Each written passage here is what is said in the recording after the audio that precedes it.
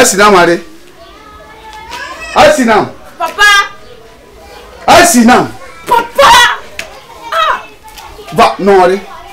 Va-t-il. Il va. Tchou.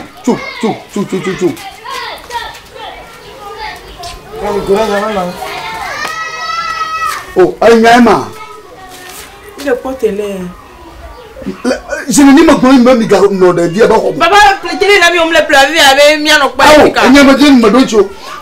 dis pas que ni gagade bezo ba ko maison. Je vais attendre. Est-ce bon attention. Je n'ai rien me tourner où avec le télé, t'as donc ramené des vieux rapports. Nyawa. Nyawié. Adewoji alo. Moi me dojo me lia oji. Adewoji alo. Me lia oji.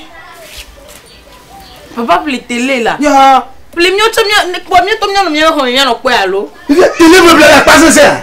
Ah voilà, tu vois la na na mo de ko ma. Eh, yema no ko priva dari. Je te topa fa ko télé aja priva dari. Amuga Fuseni. Non, son plus vieux va pas télé le bon encore. Non. Télé le bon va pas le bon, on blanc. Il te filme. Non. Mais je me te filme pas quand on prend mieux. Ma bono, ma le fia son naga ba priamo. Ma la fia son naga ba che priamo. O to ve a ore wa. De kaje ya.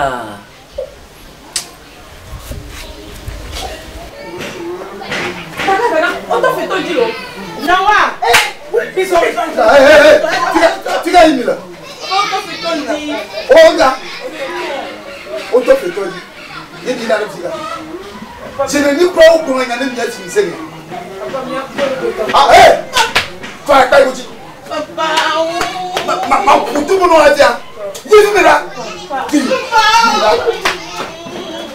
ta o ya o ha ko fuba o yi na la amere ba ko aba ko tele ya ko ya me tele na kono le ti be na kono le me chicha ko ya me tele be na kono me chicha to je mo to mi na ko de do asra mo wa me o ba jo ni ga ko tele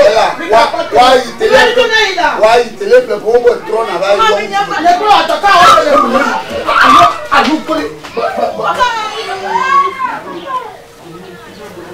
Majo ale alors maman o mo je bola ko ma bola to do me cho je ma pon ko bi do ji ma ko se ka ah poya ahora majo no ko ma kusani papa ika ni neno ika ni neno o ma ni ma ta ko fe to ra ba poya mo iko baba ta yo o mo ta bi jo o ja ko le tele na mi mo iko o mo to ni ba ni ka poya ba wo ya na ba ko ni an ku bi ko na wo mo iko agba me ja yo ah o ba na fia mo iko ba ha Signore che mayo aba na mi dai ni ya ba no wo ko na ka flan lo bi dai na ba no wo ko nga we ho abono apoto anyawa ajuwa mchore munya ajuwa mchore munya koko ada me ko masa mo de kuku no o da na ja ko lo ye ko ni le mi le ro ko mo na ko ma ko ko lu la koko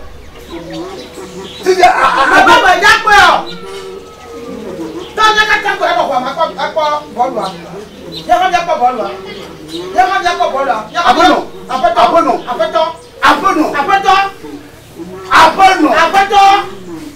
la blow ba ko na wu me ba me ja ko mo ja ke ko ya ma ko elere ko bo le ko mo se amale nyama ko bo le ba ka ni nya pa fe to ya me se ko ma ko me jina me ja ko yo ma sta ko ya mo ku ya mo tira pi no ma ko me ko me na ma ta fo me ja ko lo lo ko ni me ja ma ja ko no ko